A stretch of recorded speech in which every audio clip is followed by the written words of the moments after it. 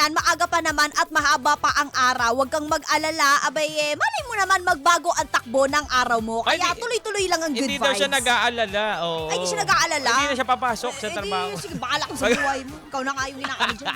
Ay, magandang. Ay, ang ganda. Nag-notify. Yung Uy, ano order yan? is ano. Your order is out for delivery. Yan. Wow! Yan ang magandang balita. Pero kapag magbabayad na, hindi magandang balita. Oo, diba? Wala pala ako dyan. Oo.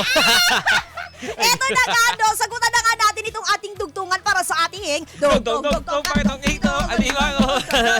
Naririnig mo ba yung sarili mo? Naririnig ko pa naman kasi lang Ako sa hindi ko boses na ko eh. marinig yung sarili ko eh. Hindi mo na marinig? Boses ko na lang. Oh my goodness gracious, ano nangyayari sa Ano mundo? na lang. Oh, eto na nga. Oh, sige, Eto na simulan lang. natin to. Dito na tayo. Adjust ka na lang, Mama Mia. Oo, Eto na lang. sige. Dugtungan mo ka vibes. Ngayong medyo talaga namang sobrang busy ka.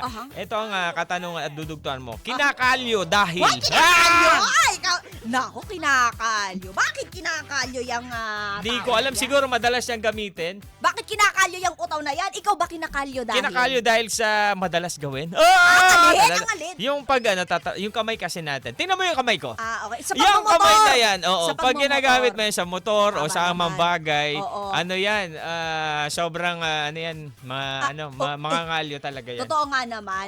Ibig sabihin nga naman daw ng kinakalyo, di ba, talagang masipag.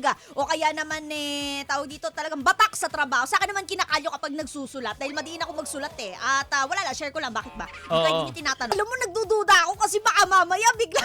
Iba na pala yung binabasa mo, Oo, no? baka mamaya. Iba na yung Si binabasa Mama ko. Mia pa naman, nalalaman niya yung kahulugan ng binasa niya pagtapos ng programa.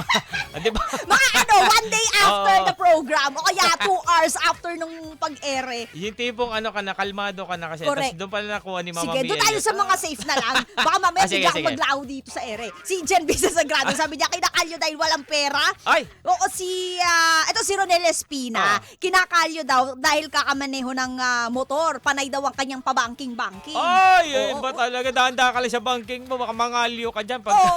O ito si Randy Santisa, sabi niya, kinakalyo dahil paldo. Wow.